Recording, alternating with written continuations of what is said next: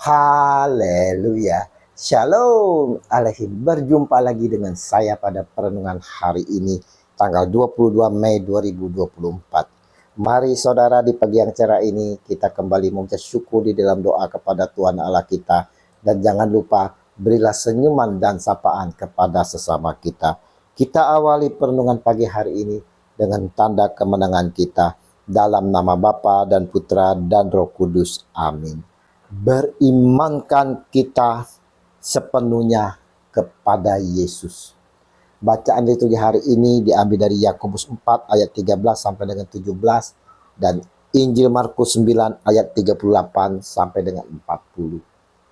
Saudara-saudaraku yang terkasih di dalam kasih Kristus, kita semua saudara pastilah pernah mengalami yang namanya naik bus di dalam perjalanan jauh.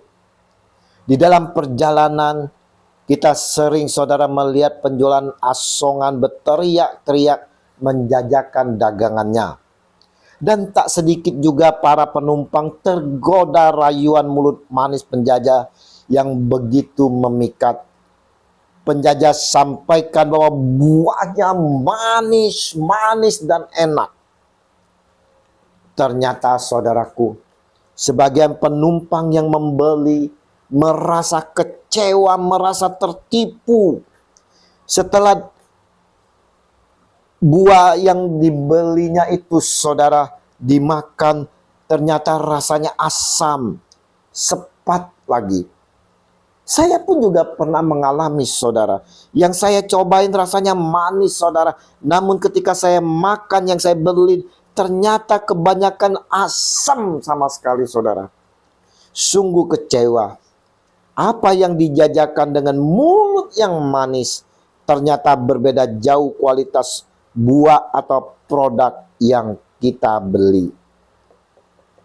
Injil hari ini kita lihat pembicaraan Yohanes dengan Yesus, sang junjungan kita. Dia berharap Yesus menegur saudara, menegur seseorang yang bukan pengikut Yesus, menggunakan nama Yesus untuk mengusir setan. Kata Yohanes, "Pak Guru, kami lihat seseorang mengusir setan atas nama Bapa, dan kami melarang dia sebab ia bukan dari kita." Markus 9 ayat 38. Bagaimana tanggapan sang junjungan kita Yesus Kristus ini saudara?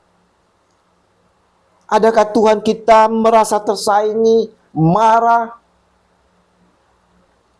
Perhatikan tanggapan Yesus Tuhan kita.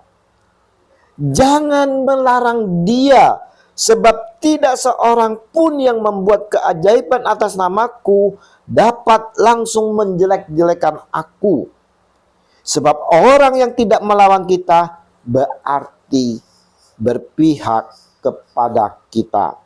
Markus 9 ayat 39 sampai dengan 40. Nah saudara, adakah kita iri melihat saudara-saudara kita yang sedang melayani dengan penuh antusias? Adakah kita mengomel dikala orang berdoa dalam nama Yesus kepada yang si sakit? Irikah kita melihat saudara-saudara kita yang lebih pintar dari kita?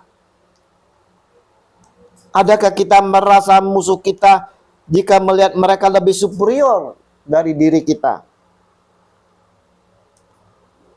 Di sini Yesus menunjukkan kepada kita sekalian saudara, bahwa ketika mukjizat terjadi melalui kuasa namanya, seketika itu juga terbukti bahwa seorang itu tersebut memiliki iman kepadanya Tuhan kita Yesus Kristus. Sebab jika tidak memiliki iman kepada Yesus, yang terjadi adalah seperti anak-anak Skewa di Kisah Para Rasul 19 ayat 13 sampai 20. Di mana maksud hati mengusir setan, malah dikerjain setan. Iman pada kuasa Yesus, tapi imannya saudara KW3. Bagaimana dengan iman kita akan Yesus yang adalah Tuhan Sang Juru Selamat, yang wafat dan bangkit di hari ketiga dan naik ke surga. Saudaraku, orang Kristen hampir selalu berpikiran sempit seperti Yohanes di perikop kita hari ini, saudara. Mereka berpikir bahwa Yesus itu hanya untuk diri mereka atau kelompok-kelompok mereka sendiri saja. Di luar itu bukan milik Yesus. Sesungguhnya karya Yesus adalah bagi semua orang di dunia ini. Bukankah Yesus hadir di dunia ini untuk semua bangsa? Masalahnya, saudaraku yang terkasih, mereka percaya atau tidak dengan kuasa dan karya yang telah dilakukan Kristus bagi hidup mereka. Renungan pagi ini, saudaraku yang terkasih, mau sampaikan kepada kita sekalian, hendaknyalah kita sungguh-sungguh berimankan sepenuhnya kepada Sang Junjungan kita, Yesus Kristus. Janganlah kita asal percaya saja, saudara, namun tak mengimani. Apalah bedanya kita dengan yang dikisahkan pada Kisah Para Rasul 19 ayat 13 sampai dengan 20. Janganlah pula kita berpikiran sempit seperti Yohanes di dalam bacaan Injil hari ini. Tapi milikilah hati yang bijak dan hikmat untuk menghadapi semuanya itu, agar tidak terjadi perpecahan di antara kita. Kasih Yesus yang menyatukan kita, dan oleh berkat bimbingan dan tuntunan Roh Kudus, kita dikuatkan selalu untuk berimankan akan Dia, Yesus Kristus Tuhan, yang berkuasa dahulu, kini, dan sepanjang segala masa. Amin.